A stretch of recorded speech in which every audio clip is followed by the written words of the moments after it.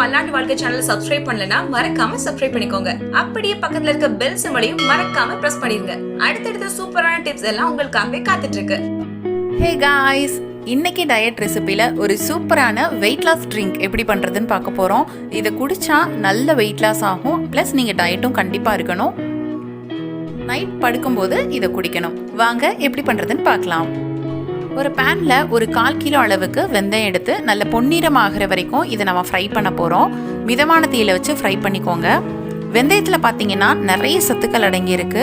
முக்கியமாக உடல் வெப்பத்தை குறைக்குது, இதய நோய் வராமல் பாதுகாக்குது, நீரிழிவு, மலச்சிக்கல், செரிமான பிரச்சனை, அல்சர், இரத்தத்தை சுத்தப்படுத்துது. நமக்கு தேவையான விஷயம் கொலஸ்ட்ராலை கட்டுப்படுத்துது. இதனால உடல் எடை ரொம்பவே குறையுது.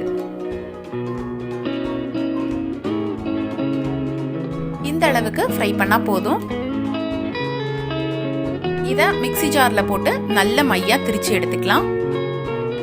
இதுக்கப்புறமா ஒரு 100 கிராம் அளவுக்கு ஓமம் எடுத்துக்கலாம். இதையும் அந்த கலர் சேஞ்ச் ஆகிற வரைக்கும் நம்ம மிதமான தீயில வச்சு ஃப்ரை பண்ண போறோம். ஓமம் பார்த்தீங்கன்னா சின்ன குழந்தைங்கள இருந்து பெரியவங்க வரைக்கும் யூஸ் ஆகும். வயிற்று பொறுமல், வயிற்று வலி, அஜீரணம், இதுக்கு எல்லாமே ஒரு நல்ல மருந்துனா அது ஓமம் தான்.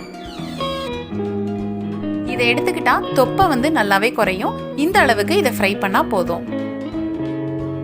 அடுத்து ஒரு 50 கிராம் அளவுக்கு கரிஞ்சீரகம் எடுத்துக்கலாம். கரிஞ்சீரகம் கிட்டத்தட்ட எள்ளு வறுக்கிற மாதிரி தான். அது வெடிச்சதும் நம்ம ஆஃப் பண்ணிக்கலாம். கரிஞ்சீரகத்துல ஏகப்பட்ட மருத்துவ குணங்கள் இருக்கு. கரிஞ்சீரகத்துல தைமோகோயினேன் அப்படிங்கிற ஒரு வேதிப்பொருள் இருக்கு. அது வேற எந்த தாவரத்திலையும் கிடையாது. நோய் எதிர்ப்பு சக்தியை அதிகரிக்குது. நல்ல கொழுப்பு இதுல நிறைய இருக்கிறதுனால கெட்ட கொழுப்பை கரைக்குது.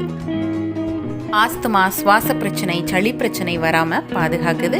இதை நீங்க கொரோனாவுக்கு கூட மருந்தா கூட எடுத்துக்கலாம். எல்லாத்தையும் ஃப்ரை பண்ணி முடிச்சாச்சு. இப்போ நம்ம எல்லாத்தையும் தனித்தனியா நம்ம அரைச்சு எடுத்துக்கணும். முதல்ல ஓமத்தை அரைச்சிக்கலாம். ஒரு பவுல்ல இந்த ஓமத்தை கொட்டிக்கலாம். அப்பதான் எல்லாத்தையும் சேர்த்துட்டு மிக்ஸ் பண்றதுக்கு வசதியா இருக்கும். கரிஞ்சீரகத்தையும் அரைச்சாச்சு, அதையும் சேர்த்துக்கலாம். வெந்தயத்தையும் அரைச்சாச்சு. எல்லாம் ஒன்று சேர்ற மாதிரி இதை நல்லா மிக்ஸ் பண்ணி எடுத்துக்கலாம்.